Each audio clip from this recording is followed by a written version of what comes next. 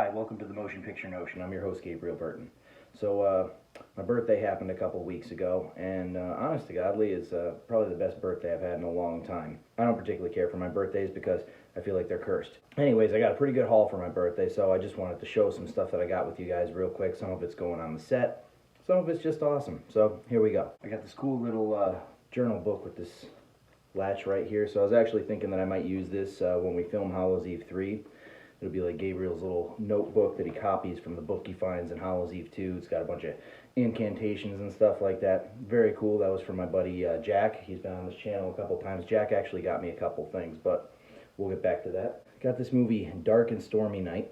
Haven't watched it yet, but I will soon, and when I do, I'll do a review on it. This was for my buddy Bobby. It's kind of an obscure movie, coming from a bunch of movies that are actually rather obscure. Back in the day, I mean like around 2004, there was a movie that came out. It was called The Lost Skull or The Lost Skeleton of Cadavra, and it was really funny. It was made in 2004, but it was done in black and white, and it was supposed to be sort of like an homage / spoof on like crappy 1950s, 60s movies like Plan 9 from Outer Space, and it involved this like magic evil skeleton and these aliens and stuff. So I think it really picked up a lot of cues from Plan 9, but they nailed a lot of it. It felt like kind of an older movie, but it was so deliberately corny and really, really funny. It was very clever, and it kind of slipped under the radar. Well, anyways, Dark and Stormy Night came out in 2008, and it's from the same director, so I guarantee it's probably brilliant. It looks kind of like a maybe 1960s.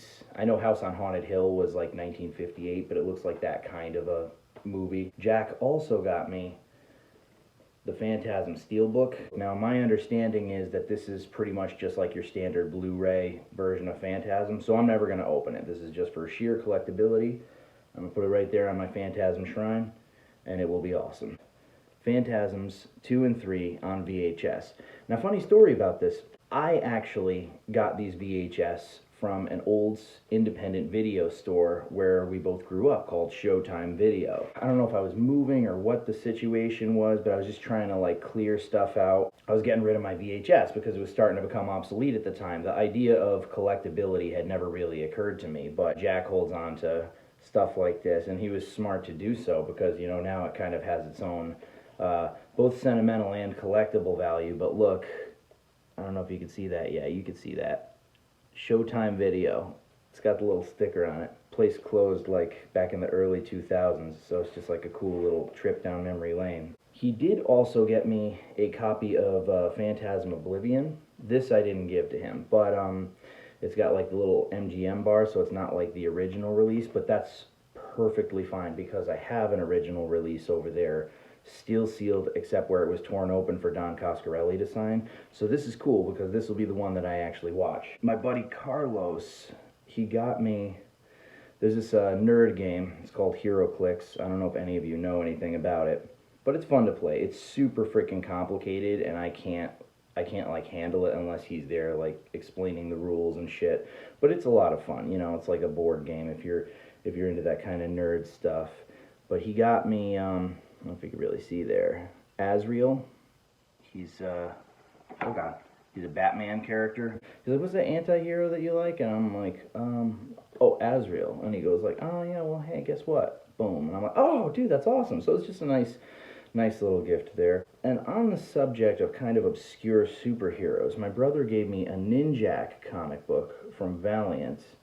We'll talk about that. And also a Shadowhawk action figure from McFarlane. This is definitely going on the set. I haven't really determined where, but it's happening. He's like, again, kind of a Batman type character, but he's a lot more brutal. He goes after like particularly violent thugs and he cripples them. He doesn't kill them, he just like breaks their spine so they can never walk again. It's like, oh geez. I looked at things like this, and this is Image Comics, and it's sort of like, we live in an era that's so ridiculously oversaturated with superheroes. Like today, I just watched the trailer for the new Robert Pattinson Batman. Don't get me wrong, it looks good. It looks like it's going to be fine in its own right. I think it's cool that they're, you know, bringing the Riddler back and maybe you're going to have a serious rendition of him.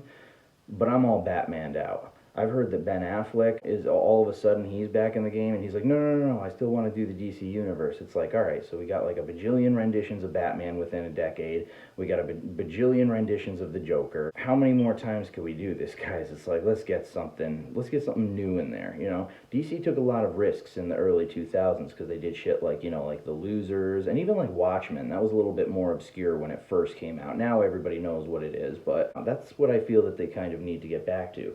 Now, as far as that Ninjak comic book is concerned, my father used to read a lot of Gold Key comic books back in like the 1960s. There was like Magnus the Robot Fighter, there was Turok, a whole bunch of stuff. So in the 90s, this comic book company called Valiant got the rights to a lot of these old Gold Key titles, and they made up their own as well. I mean, like, for example, I have a book downstairs, Exo Manowar. It's sort of like Valiant's version of Iron Man, except that, like, the suit was designed by aliens, and the dude who inhabits it is an alien. So it's a little bit more, like, it starts out, like, a little bit more ridiculous, less grounded than Iron Man. So it is also kind of its own thing, even though it is reminiscent. But these books, or these comic books from the 90s, the Valiant / Gold Key titles, they had their own universe, and there were tons of crossovers, and there was just like all this like really original stuff. Magnus the Robot Fighter is really cool. He's a dude who was trained by a robot to fight evil robots with his freaking hands. His hands are like steel. You want to know who, I mean, literally in terms of physical appearance, would make an excellent Magnus Robot Fighter? Henry Cavill. I mean, I know he was Superman and shit, I get it, but like, I could see that dude playing Magnus the Robot Fighter and seeing it be pretty awesome. Why don't they go for more obscure things? Why don't they take some materials that maybe people aren't that familiar with, even side characters from superheroes that we are familiar with, like Azrael, you know, and introduce them into a movie, something that people can kind of like experience for the first time on the big screen. Funnily enough, they did attempt to do that this year with the movie Bloodshot with Vin Diesel. I have not seen it, but I've heard that it's really not good. I've heard it's corny in like a good way, like in a really entertaining way. So I will watch it, and I'm sure that it'll be a total blast, but it is a little bit of a bummer because it's kind of like, shit, you know, if they had done a Valiant movie, I wish they could have just gotten it right. Like they could do like Ninjak and Rai and Magnus and Turok and Exo and whatever the hell, a Harbinger, Ryan the Future Force. That would have been really cool, and it doesn't look like it's going to happen now. But I mean, I don't know, man. There's plenty of talented directors out there, and I think that they should try and put some of them with some movies that are brand new. That or Hollywood just needs to crumble already. I mean, it's kind of, it appears as though it's suffering a slow and agonizing death, which in the grand scheme of things probably isn't that bad of a thing. I really hope that independent filmmakers kind of start taking center stage, and it'll be kind of like a second wave of what Hollywood once was, where people are just taking risks and creating new things. Then, you know, 60 years, 70 years down the road, they'll have more content to just keep rebooting until people get sick of it, and then the wave can start anew. But anyways, yeah, it was a pretty good birthday haul. Here's hoping that they come out with some more original stuff soon. Feel free to subscribe if you like. If not, then to hell with you. And that's all she wrote.